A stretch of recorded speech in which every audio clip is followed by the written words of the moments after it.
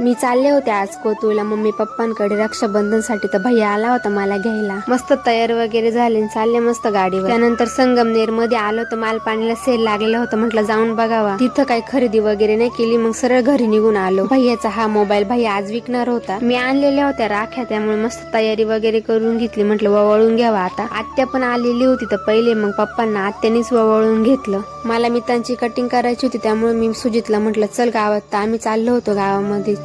मग आलो आम्ही सलून मध्ये, पण सलून मध्ये गर्दीच होती भरपूर, त्यामुळे आम्ही वेट करत थांबलेलो होतो बाहेर. मग मला डायपर घ्यायचं होतं, त्यामुळे आलो मेडिकल मधून डायपर. त्या मेडिकल वाल्यांनी पण डायपरची साईज चुकीची दिलेली होती, मग त्यामुळे पुन्हा बदलून घेतलं मी. मग काय डायपर वगैरे घेतलं, निघालं पुन्हा जायला.